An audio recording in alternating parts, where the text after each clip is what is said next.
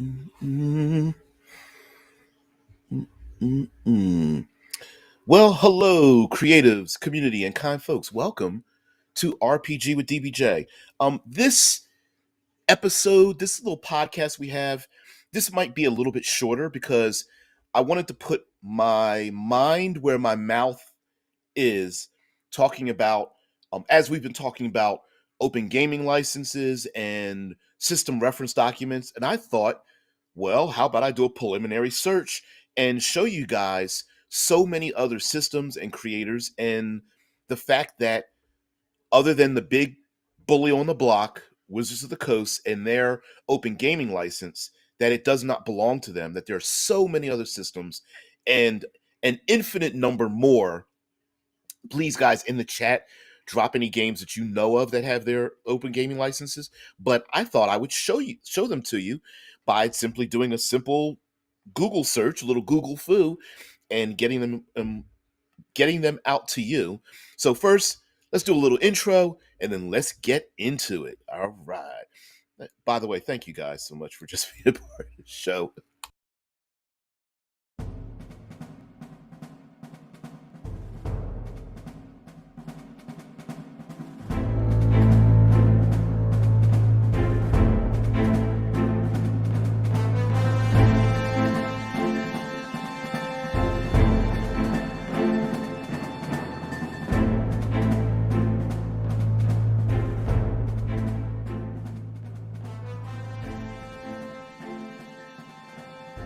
All right, enough of that. Let's get into it. First, let me. Oh, I can't see my chat. Please tell me that there are people who can see the chat, or that are here that are, or that I'm broadcasting in the proper place.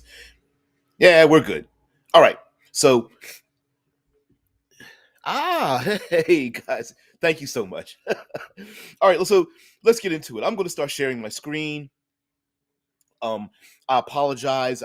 It's just me doing it, but I thought we would get into some small pub to big pub publishers that currently on the books, and I don't know how long this has been, but currently on the books they have open gaming licenses. Now, of course, v- very few large third-party publishers equal the scope and breadth of Dungeons and Dragons. We know this already. But if you have a great idea and or want to diversify where you publish at all, if you are a publisher or you want to be a publisher, some of these open gaming licenses you might want to take a look at. Now, I'm not a lawyer, so I got to say that I'm not a lawyer, and I've never published with any of these other companies. But there's something called a CC, which is a Creative Commons gaming license, and that license exists in a nonprofit organization. That if you, thank you very much, yeah, and I've got a couple of these up up for us to take a look at, and I might even search for some more. Um, there is a public forum where if you're a publisher, you can literally just go to this license, attach this license to your company, and you're done. Thank you guys. All right, so let us let's get a feed in, and I'm going to share my screen so that let's share some of these tabs. Let's pick one. Let's go to, because Dead Man put in Eclipse Phase, because I am an absolute fan of that game. So let's do Eclipse Phase. Let's select a tab. Oh, it's not even showing all of them. There we go. Let's share this one. Okay, so hopefully, oh, and let me pull this in. Sorry. Mm-mm. Oh, and we are done. We are done. Here we go. So right here, as we see, this is Eclipse Phase. Let me move to the very top of the screen. Hopefully, you guys can see this, because uh, we've got some little bit of artwork. We got the Creative Commons license. So if you're a fan of Eclipse Phase or science fiction or transhumanism, and you want to create something. Now, remember, each company has their own version of the Creative Commons license or open gaming license or an SRD. Now, de- depending on the company, some of them allow you to create products, but you cannot sell them, but they will promote your product on their website. So depending on which company you go to, of course, you've got to read all the legalese. This is a possibility. And there's a lot of other companies, even if you're unable to make money off of them, you can put out your creations and they will support your creation by having an open forum for others to take part in it. I'm thinking of the ICRPG, which has a very, very um, intense and loyal community. And what that purpose is, if you're thinking, well, why would I want to do that? Why would I want to put a document out on a website where I'm not getting paid? Well, the reason for that would be you want to write out all your worst. You want to get rid of all the worst writing inside of you. So if you're a writer, you want to get out your like first 50,000, 100,000 words out of your body. Your worst writing, you want to get that out, and doing that means you have to start writing, and having a place where people can see what you can do is a great thing. So here at Eclipse Phase, it says you can do so for non-commercial purposes. Let's see. You attribute Posthuman Studios, and you license any derivatives under the same license. So they do have a Creative Commons Attribution non-commercial share alike 4.0 license, and I think the shareable one is 3.0 or something, if I'm not mistaken. All right, let's go to another one. Let's go to Gumshoe. Hopefully, you're seeing. Nope, I've got to view tabs. How do I pull in another one? Sorry. Let's see. Do, do, do, do, do. I'm seeing it, but you're not seeing it.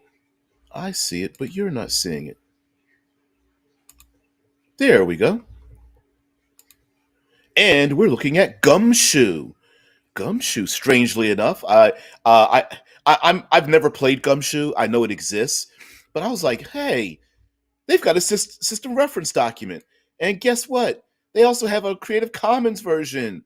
What? So, um, the reason is a good thing that a company may have a system reference document is that if you are trying to write for that company, and you have this great idea, like you want to use Gumshoe, but you want to do it in what's a good Lost in Space Gumshoe version, where there are young people but they're lost in space and the parents don't know what they're doing, but you want to create a version of Gumshoe, which is like a young detective RPG, but you want to do it sci-fi or something like that.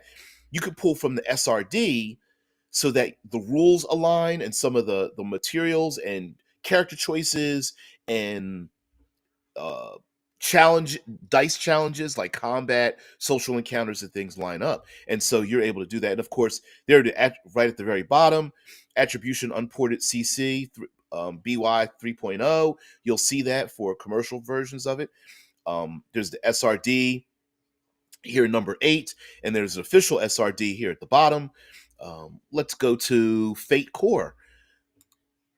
All right, so we're going to go to Fate, and let me scroll to the top. Evil Hat Productions. Of course, you can buy all their products, and as we scroll down here, you'll see that they talk about Fate and all the resources that they have, and the full Fate Core products. They have a ton of downloads from people that have created um, other products for the Fate system. There's Fate commissions where people have created their own PDFs and books, and then there's community creations, and you can look through the Amazing Fate SRD site. There's all kind and Evil Hat promotes other people who've created excellent products for Fate if you're able to get it out there. And then they even have the Spheres of Fate where it fits in, which is pretty amazing, I have to admit. Um, this circular map of sorts. So it's pretty amazing. Let's see, get back. Dead Man says Cortex has a Creative Commons license as well. Also, Dead Man mentioned GURPS, Savage Worlds, Riffs. Um, I mean, wow, there's a ton of stuff. Let's see, here. Let's go to Mongoose. Wow, my brain. Let's go to Mongoose Publishing. Mongoose Publishing. Bam! You get right here. OGL Core, OGL Core rule books. And what does it say? Mongoose Publishing has been using the D20 system, and it says the titles in this section are complete rule books based on the D20 rule set. All are open content and all open the doorway to a completely new setting from the age of ancient antiquity to worlds dominated by the cyberpunk genre. Each is a gateway to using the D20 rules in a brand new way. So, the reason that the D20 and these systems are open is because they themselves are using an open license. They can't close off that license to someone else. So here we are at Mongoose Publishing. Sorry, I thought I was over all this. Let's go to something else, one of my favorite. Morkborg. I don't know if any of you guys have heard of Morkborg. It is designed. I want to get up and go get the book. So it's just amazing layout. It is crazy, and it prides itself on being rules light, heavy, everything else. This is an adult only content rule set. It is very very OSR ish. It's a great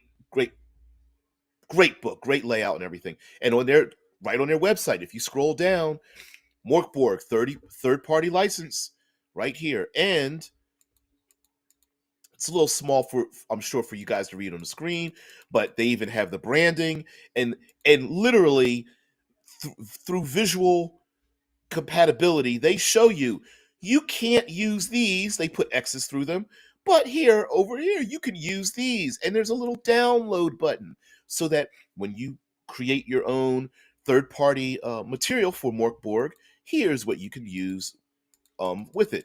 There's also some legalese down here. And guess what Morkborg created? Which I also have in hardback, the Cyborg third-party license, which is I know I'm mispronouncing the Morkborg, but I got an American tongue, so forgive me. Morkborg third-party license. They have content assets right here, so you can use those to make your own sci-fi, cyberpunk-ish type of thing. And again, branding. You can't use this, but you can use this, right? Let me get back into the chat, see if anybody's got anything there. All right, let's go over to Blades in the Dark. Their third party is actually called Forged in the Dark. So they even have a title when referencing something you've created by taking Blades in the Dark and then modifying it, hacking it, and coming up with your own. And below here, there are some. Let me. Is it still here? I'll show you some of the Blades in the Dark creations that were. I'm sorry, Forged in the Dark creations using Blades in the Dark and how people have changed it around. But here under licensing, they have got the Creative Commons attribution, the system reference document, which is literally online. You can just click Game Rules SRD, and it'll pop up, and you can I hate to use the term copy and paste, but basically you're able to copy and paste your own document, modify it for what your original content is, and then go to them. And here it tells you all the requirements. Read through it. Attributions. Almost universally, whenever you try to create a product using an open license, you have to attribute where it came from by saying, "Hey, this is my own work, but I got it from," and give credit where credit is due. And let me see if I can. Let's see. Here we go. Forged in the Dark. Let's see. Girl by Moonlight is one version.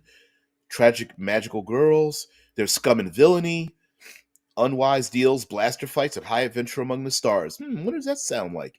And then there's Band of Blades, The Road to Sky Dagger Keep. It's about a titanic battle, and the downtrodden warriors are trying to get back home, and so on and so forth. Let's go to the Cypher system. Cypher system, open gaming license.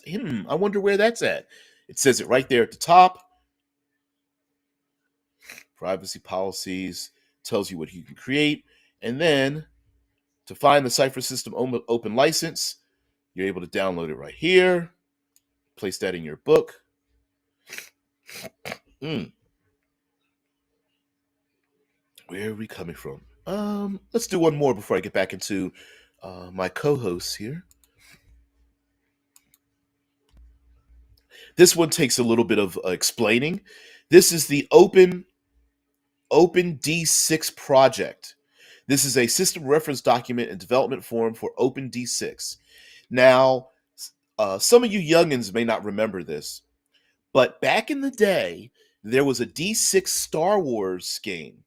And the D6 Star Wars game was released on 1996. West End Games released 1996. West End Games released a core book titled The D6 System. That D6 system, they had a license with Star Wars, and strangely enough, the Star Wars book that West End Games came out with using a D6 system used reference art and pencil sketchings in the development of the Star Wars movies. They then had no information about the background, so they decided to use that artwork and wrote background information for Star Wars. Like, this is an assassin droid, these are types of soldiers, these are types of starships. And then as they created more movies for Star Wars and books, they used the West End Games game book as a reference for background information, setting information for Star Wars. That's a real thing. So it's very funny. But anyway, West End Games own the rule system, and so they have the D6 system. Touted as a customizable role-playing game, and you're able to go into the open D6 system, and they make it very easy to get into the D6 system. This reference document intends to enable continued development of OpenD6 as a comprehensive, customizable game system that will remain freely accessible and to provide a platform for new creators to enter the hobby and build upon a common and completely interactive set of rules that is better viewed as a living document than as a definitive, finalized, and inflexible codex. Written right there. All of these links eventually will be in the video below. I didn't have time to do that. I apologize for that. So let's get back into let me go back in here. All right. So that was a very quick tired me sleep. Hey there. Yeah, Mike's like, I can't judge your pronunciation of Morkborg. I pronounce it the same way. Yeah. Oh yeah. Hey, tired need sleep. And Mufa. Yes, I also have I'm back in the Discord, so if you're in the Discord, you can get my voice without any of the fluffy music and all that kind of business. But anyway, let me stop sharing so that I can, because it is distracting there in the corner. All right, guys. My purpose and intent in going through some of these, and please go to the chat. Like Deadman said, Cortex is um uh, Creative Commons, WEG Wars. There's oh man, there's so many out there that you guys know I get tongue tied quite a bit, but my point, and you guys know I fall more positive, while various individuals are talking about the downfall of WotC, and they're hurting our feelings, and they're taking away our toys, and F them, screw that, fold arms, pout. My point is, a lot of these creators have a lot of options, and a having a single point of failure for a possible $1 million company is kind of a terrible business idea. If if I was a company and all I sold were Nike sneakers and Nike goes out of business or doesn't want to work with me, my business fails. But if I'm a shoe salesman and I sell 30 brands of shoes and I lose Nike, I don't get affected by it. Well, we in the RPG community, while we may not be business people, we are creative. And one of the things we can do is spread our creativity around. Who knows about working with Onyx Path Publishing and Ghostfire Gaming and a number of these places? As a matter of fact, a lot of the personalities in the RPG world, the Keith Bakers and the Monty Cooks and all that, these people are a brand unto themselves. Why? Because a lot of them have had writing experiences. Look back in old D&D books and you'll see their names all over stuff. A lot of these guys wrote for so many different companies, and you can too. Mike says, I wonder if since FASA is defunct, if anyone owns the system on which Earth Dawn was based. I don't know. And here's the thing. Um, it's possible that a ton of defunct games may have their licenses open, right? I can't comment on that. I mean, it's possible that if my game went defunct back in the 90s, that I still own it despite the fact that I'm not doing anything with it. You'd have to find out about it. Deadman says Cortex Original and Cortex 2.0 were Creative Commons license. Cortex Prime uses a limited CCL variant. Yes, again, I'm not a lawyer. You're going to have to. One of the issues in trying to be a publisher, especially one that gets paid, is you're going to have to watch grass grow and paint dry, which is reading legalese and then reading it again. And if you still don't understand it, go back and read it again. You need to understand where you fall legally, and you'll see, like myself, amongst a lot of people who create products for fifth edition, or that are fifth edition aside, even if we could create it legally without using the OGL, we still go back and use the OGL anyway, just to cover our asses. So it's not a matter of some, because I've seen some people online talking about, well, you don't need to use the OGL.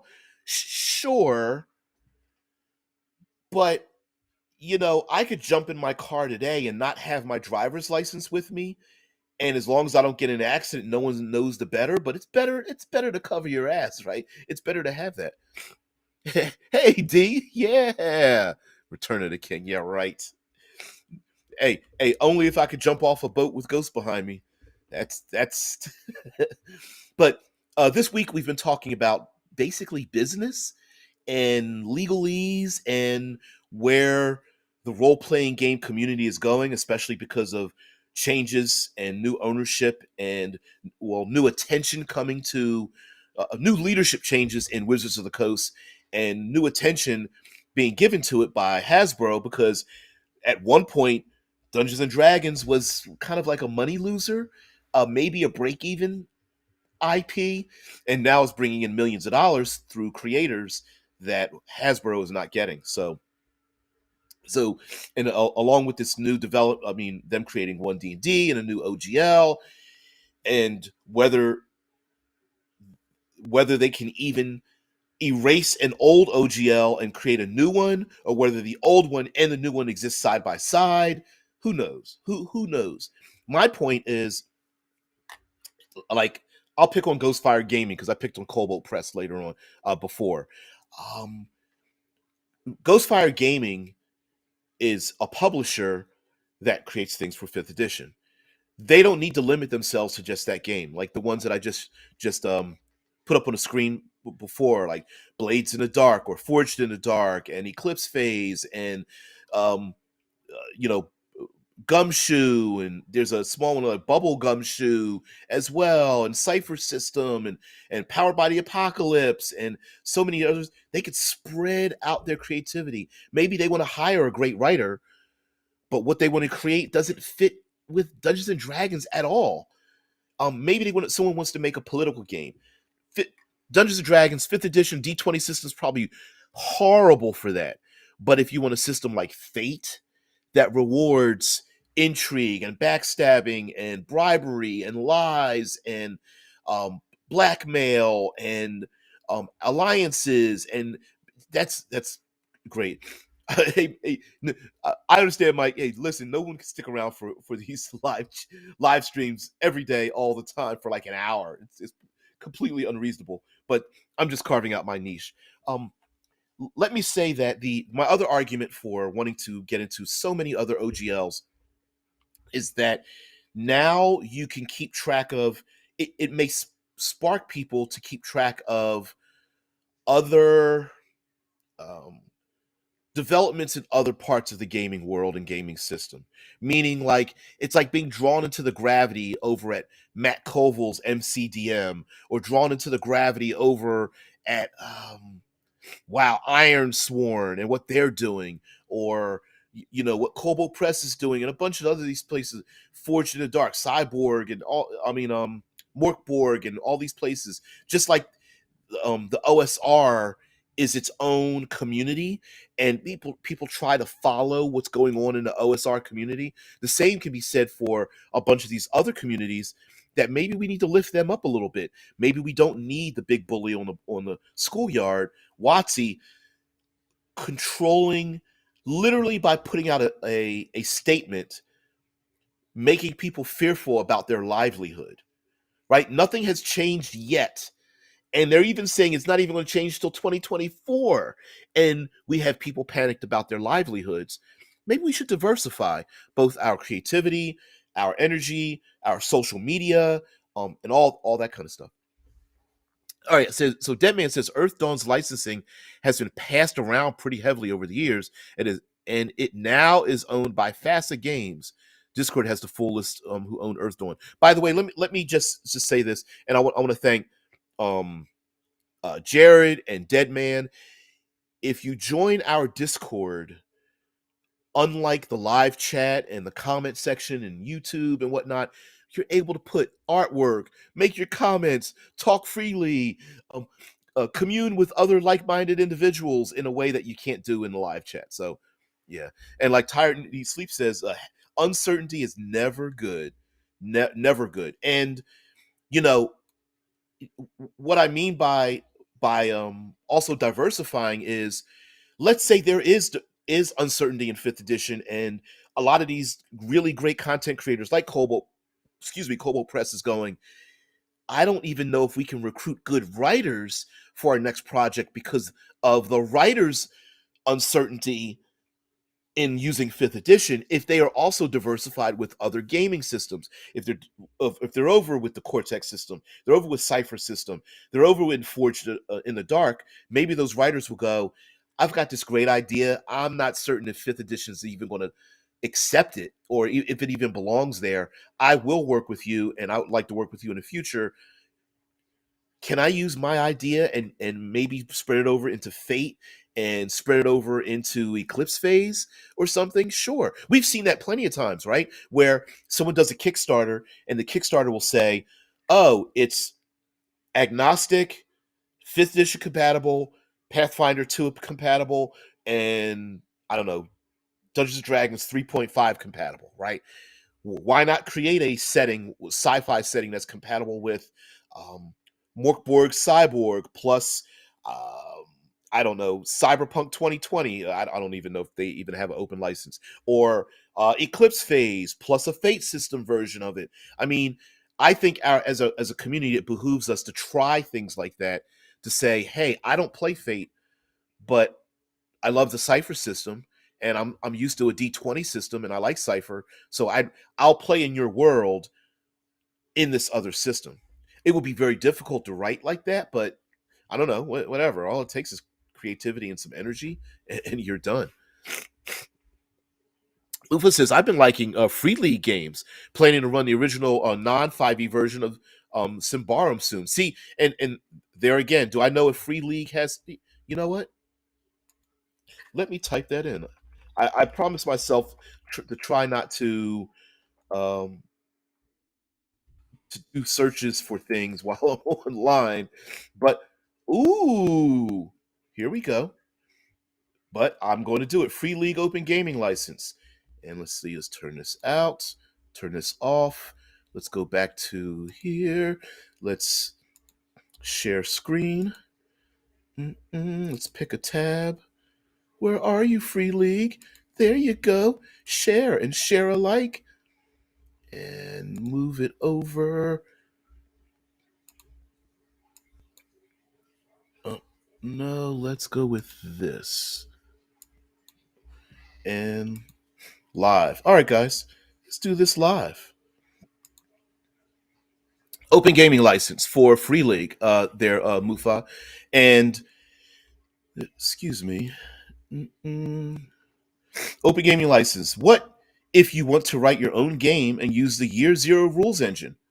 What if you do want to do that? The rules used in Mutant Year Zero, Coriolis, The Third Horizon, Tales from the Loop, and Forbidden Lands? That is where the open gaming license, there we go. Open gaming license comes in. Created by Wizards of the Coast originally, OGL is now a standard of sharing rules with the community. You can, by using the OGL for Year Zero engine, create your own games just as long as you follow the agreement within. Here is the current OGL for Year Zero engine. Now, oh, we're not doing that. Sorry. Okay, but here's my point. While Wizards of the Coast may have spread the idea of an open gaming license, an OGL does not belong to Wizards of the Coast. They're just using a legalese to allow people to create for their game. Free League, Year Zero, dice pool system. That's what I'm talking about, right? This is the exact thing that I'm saying. Like, let's see, stop sharing here. So again, I'm just trying to promote and tell people that we don't need to be limited through one point of contact.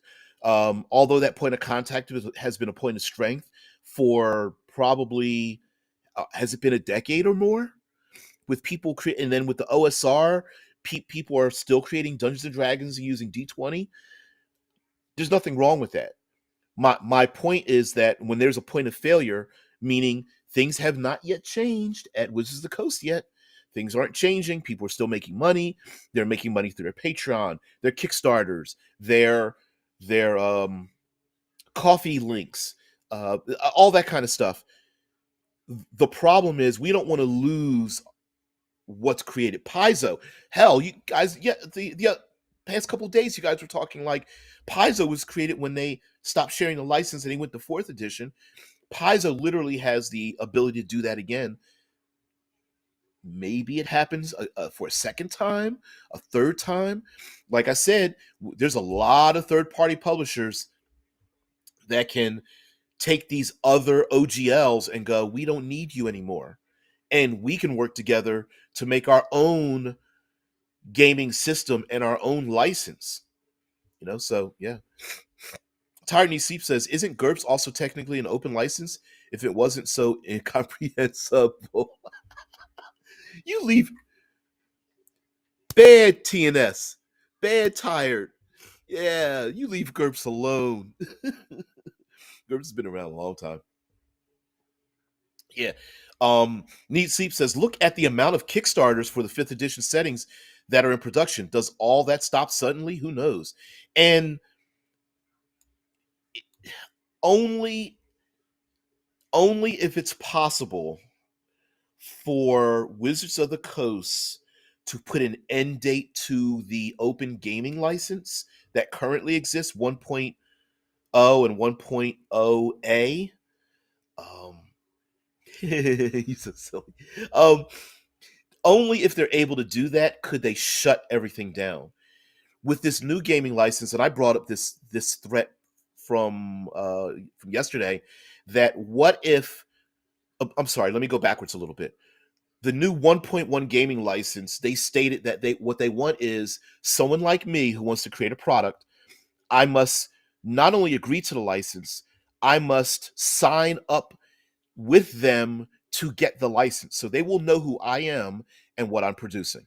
Now, I don't make enough money for them to want to scrape money off the top from me, but that could change as well. Um, Plus, people are scared, not scared, but just annoyed about like, what are we going to have microtransactions in the electronic form and whatnot? I don't know about that. I think yes, but hasn't happened yet. But people are scared. Now, if I have to sign up for this new OGL license, even if nothing changes on my end, they know who I am and what I'm producing. So I produce book after book, PDF after PDF. They don't bother me.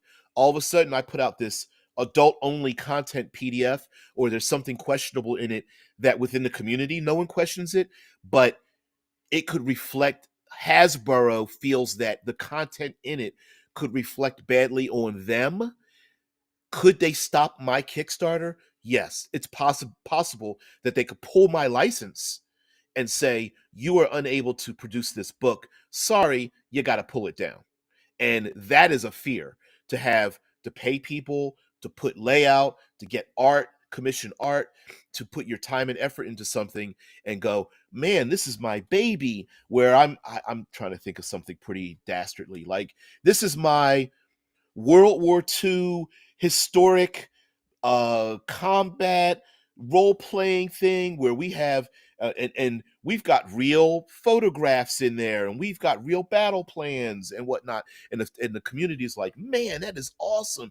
And, hey, I'm going to put it on a Kickstarter, and it uses the D20 system, and they pull it. Why? Because Hasbro may not want photographs of Auschwitz, death camps associated with their name and their identity, and they would have every right to do it. Yep. So oh man, Tiny Sleep says, I guarantee you D&D 1 or 1 D&D will be a terrifyingly monetized nightmare. Yeah. Yeah. They literally, now in a business meeting, they literally were just like, we're under monetized, and they pulled $1 billion. This isn't our local game that's like, oh, it's only in our community. No, it's big business, and has always been big business. Yeah, Tired D Sleep says, what you're saying is terrifying. Yes, that's um is the sky falling? Maybe we're kind of putting it in our heads, but you never want to sign a contract where one side of the contract can change and the other side has no ability to change that contract. So if you tell me, I go to your house and I'm like looking for some spending money or something, and you say, hey, I'll pay you $20 to sweep up leaves. And I go, great. I get a plastic bag, I got my rake, I start raking leaves, I put them in the bags, I get 3 bags, I tie them up, put them at the curb, I knock back on your door, put my hand out, $20, please. And you go, I've only got 10, right? And I'm going, I just did your work for you. Now, of course, I'm gonna go back and open up at least 3 of those bags and dump those leaves back out if you don't pay me well, right? So that's $20. What if you're talking $20,000, $200,000, and then Watsy goes, yeah, we're gonna change. I know we were taking 2%, we want 5%. And you as a creator were like, wait a minute, I I finally got to work with the greatest writers I've ever wanted to work with. Someone from Critical Role put a forward in my book. 3 of the greatest artists that have ever Dwayne something, whatever, worked on my book. I got an opportunity. I need that $200,000. I was going to promise to pay some of these people, and now you're taking an extra 3%, and I was going to use that to promote the next thing. That was going to be my seed money to roll into the next section, and now I don't have that anymore. Plus taxes and all. Yeah. All right, so Dante says, I'm trying to remember if there are any mini tabletop games that have an OGL or the like for gameplay styles like Warhammer or Malefax or Malifaux. I know these aren't, but I'm sure there's others existing. In the uh, This is something else, and I'm sure they're doing this as a preemptive strike. a preemptive defensive measure in this new 1.1 OGL that we got a hint of from WotC. They mentioned no NFTs, no miniatures. Um, Dante mentions card games. I'm sure what they're trying to do is preemptively say, no, you cannot create those things. Why? Because 3D printing is getting very common. And people are getting very good at it. There are not NFTs per se, but people can make T-shirts, miniatures, board games, and things, and they don't want the Dungeons, Dragon N, D Dragon breathing N symbol D to be placed on a product that they're either not getting money from, they haven't okayed, that is branding that belongs to them. It does belong to them, whether we like it or not, to be put on a product. So, for example, they may say, as a 3D printer, you can't make beholders anymore. You can't make displacer beasts. They are not in the OGL, and beholders, mind flayers, um, um, uh, what did I just say? A displacer beast and a large number of fantasy intellectual properties belong to Dungeons and Dragons. For example, they cannot copyright dragons, but red dragons are part of Dungeons and Dragons. Not dragons that happen to be red, but red dragons. Which is why, if you've ever noticed, third party creators, they do not create chromatic dragons that are the classic five colors we've seen before: the white, black, green, red, blue. There's a reason. Up,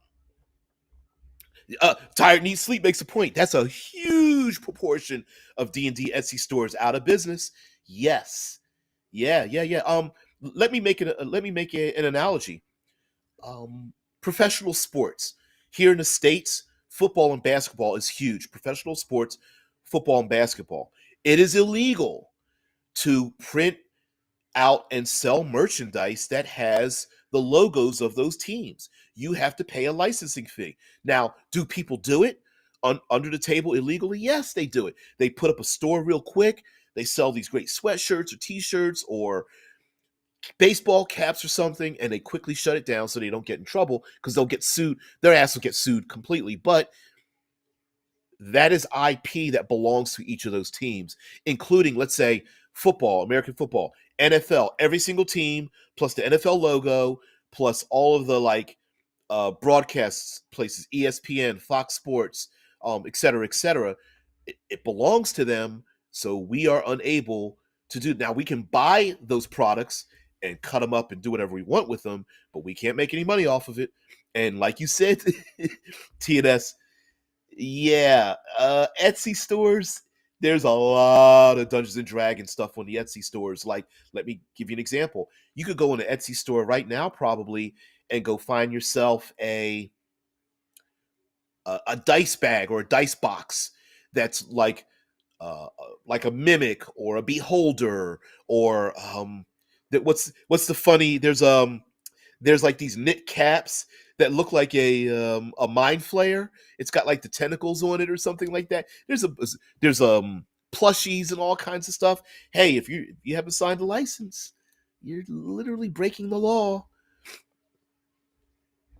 Deadman says Malefax is pronounced Malifaux, and there are a couple of tabletop miniature tactile games that are Creative Commons licensed. Yeah. Now, again, not being a lawyer, haven't looked into it, but maybe there are card games, miniature sets where they are Creative Commons open, where you can 3D print or create maps or additions. Maybe there's play mats and you can create play mats that go with this game, or maybe there are card playing options with some of these miniature sets where you flip the card over and it changes the outcome, or maybe there's like hex grid. You could place random hex grids down and you can make up your own hex grids or whatever the case may be. Board games the same way. But again, let me make an example. Cipher System. Let's go with Cipher System. Does Cipher System have a board game? Probably not. could you, as a board game maker, go, do I need to work with fifth edition? No, I'll contact Cipher System with their open gaming license and say, hey, Monty Cook, I've got this great idea for a board game, and I'd love to put it in Numenera. And it's a board game that changes every time we play. We put out these random pieces, and it's got all this kind of stuff. It's got anti-gravity and radiation and magic and blah, blah, blah. You know what I mean? Yeah. Demian says WotC has a CCL for Magic the Gathering's Unglued series that allows you to make your own cards. Ooh.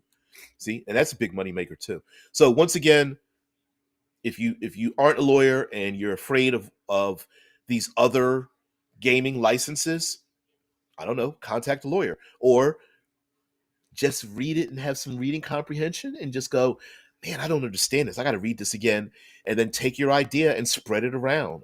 That's my thing. So anyway, guys, I just wanted to take this opportunity to just talk about other games, other gaming licenses. Let's promote other games in this. A high tide floats all ships, and if the big bully, if the big bully in the schoolyard starts walking around, and we think Hasbro, puppeting WotC is taking over, we've got a lot of options out there, and they've been around for a long time. I think, if I'm not mistaken, the Cipher System is rather new, but all the other ones, Forged in the Dark and Fate and all, they've been around a while. Morkborg is new, but Morkborg opened themselves up. Oh, I forgot about Genesis. Man, Genesis System. Now, Genesis has stopped making products, but they are very involved in promoting the community content. So again, even if a company doesn't have a way for you to make money, but they have a very strong community support system, much like Eclipse Phase is very strong, Fate, ICRPG, Genesis, anyway, a number of these communities are very strong, and the companies are very down for supporting the content creators. You may not be able to make money, but much like the DMs Guild does, if you get the attention of Evil Hat, if you get the attention of Monty Cook, you get the attention of Matt Colville in your writing, and though you're not making money off of that, that's a great way to promote yourself. Especially simple things. We've had how many people? Oh, I don't have it near me. The Dread Thingonomicon. There was a gentleman who had a blog, and all he did on his blog was put random tables for years and years and years, and decided to collect them all together and print them out. I think that book is like 400 or 500 pages thick.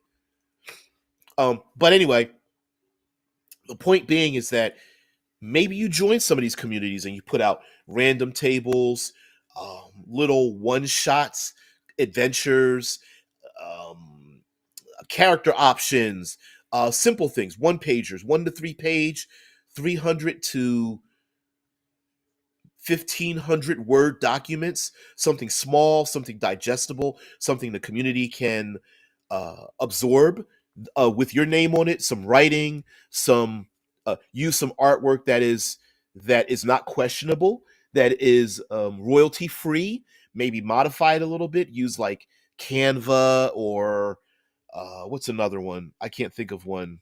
Not Rebrandy. Anyway, there's some art things. Go ahead, just shift it around a little bit, use it for your creation, and then put it out there, and maybe you get some traction from those companies, and they'll go, you know what, we'll pay you for that. Or you've done 35 randomized tables for World and Traveler. Oh, Traveler. Did I do Forge, Cipher, OGL, Mongoose Gaming, Fate? Oh, I didn't even get to. There's a list that I wrote down because Dead Man gave me a list, and I didn't even. Oh shit! I didn't even get to all of them. Oops! Did I just disappear? Oh no, I did not disappear. So anyway, um, yeah, you guys in this chat talking about the unglued Magic Gathering thing. Anyway, we're getting to the end. Guys, thank you so much for just being part of the show. I just want to make sure that that I wanted to end on a positive note, and I wanted to ensure that that positive note was one in which we